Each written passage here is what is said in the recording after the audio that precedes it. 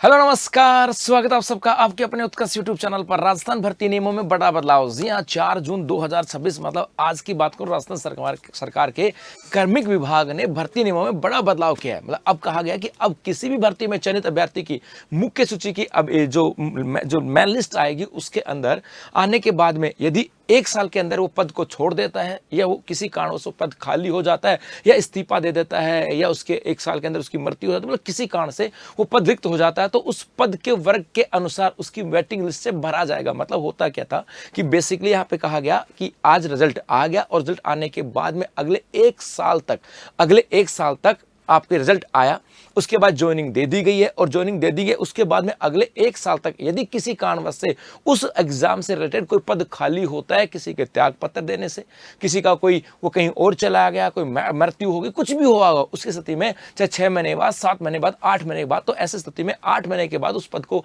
अब रिक्त नहीं माना जाएगा, ना आगे उसको कैरी फॉरवर्ड किया जाएगा। अब वहीं पर 8 महीने के बाद ही उसमें जो बच्चा बचा हुआ था, जो मेरिट लिस्ट में जो लिस्ट के बाद में सबसे ऊपर बचा था, वेटिंग लिस्ट में नंबर 1 बचा हुआ था, उसको यहाँ पे ज्वाइनिंग दी जाएगी। बेसिकली बात सीधा सीधा पहले क्या होता था सामान्यतः कि चयनित अभ्यर्थी के ज्वाइन करते ही भर्ती प्रक्रिया पूरी हो जाती थी। जैसे सपोज करो, यहाँ पे इसको मैं ऐसे समझाऊं कि पहले क्या होता था, जैसे 100 पोस्ट आई है,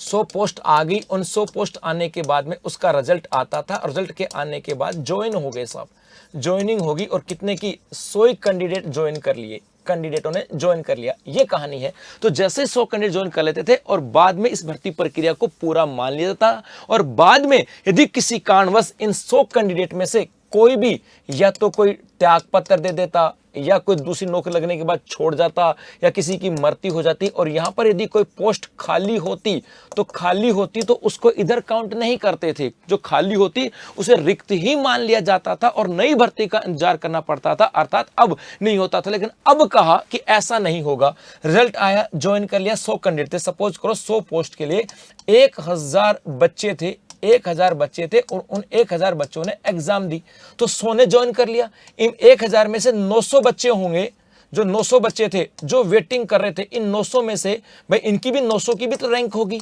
इनकी भी रैंक होगी अपने वर्ग के अनुसार। ये रैंक किसके अनुसार है? वर्ग के अनुसार, 1 नंबर, 2 नंबर, 3 नंबर, 4 नंबर। यदि सपोज करो 100 में से 1 पोस्ट खाली हो गई, कितनी? 1, तो यहां पर जिस वर्ग में खाली हुई उसका वर्ग नंबर 1 को अब यहां पर ज्वाइनिंग दे दी जाएगी। मतलब पहले नहीं होता था, अब यहां पर ज्वाइनिंग दे दी जाएगी, ये बात यहां से। लेकिन अब सरकार ने कहा कि अब यहां पर वेटिंग लिस्ट में मौका दिया जाएगा, ये यहां से है। तो अब इसको लेकर के यहां पर जो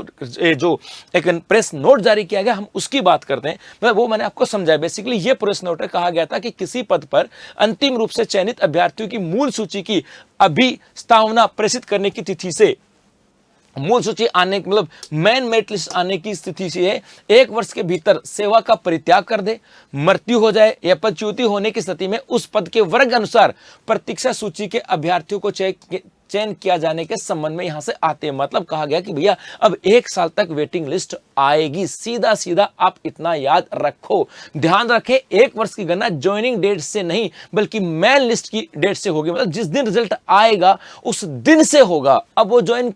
हो सकता है कोई किसी कारणवश 6 महीने बाद करे, कोई 2 महीने बाद करे, तो जिस दिन रिजल्ट आ जाएगा उसकी बात यहां पर की जाती है। ये पूरी कहानी यहां से कही गई है। और ये कहा गया, ये भी कहा कि 1 वर्ष के भीतर कहा गया, और ये कहा कि अब इसमें यह भी कहा गया है,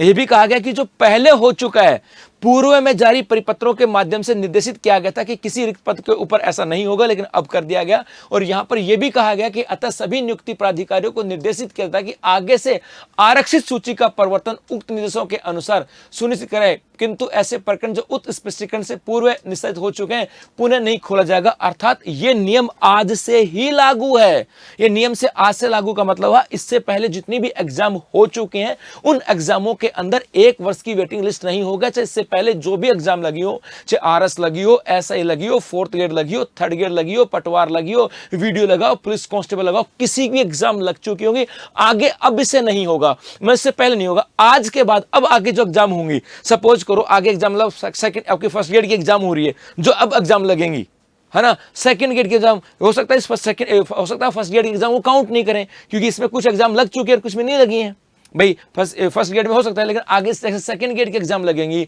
आगे पुलिस कांस्टेबल आने वाली है, पटवार आने वाली है, वीडियो आने वाली है, तो आगे जो एग्जाम होंगी उनमें 1 वर्ष की मेरिट लिस्ट एक वर्ष की वेटिंग लिस्ट आने वाली है। तो यहां से मतलब अब जो बच्चे वेटिंग में रहते थे और वो कभी 1 नंबर से रह गया या आधे नंबर से रह जाता था, कोई 0.0 कोई 0.1 से रह जाता था और बाद में पद खाली भी हो जाता था और उसको बड़ी गलानी से होती थी, यार एक पद खाली हुआ था, सरकार ने वेटिंग लिस्ट नहीं निकाली, मेरा नंबर आ जाता। तो ऐसी स्थिति के अंदर जो बच्चा अब वेटिंग लिस्ट में है उनके सिलेक्शन होने के चांसेस बढ़ने वाले हैं, और लेकिन ये नियम आज से लागू होने वाला है। तो ये कुछ बदलाव यहां पर किए गए वेटिंग रूल्स को लेकर के। धन्यवाद।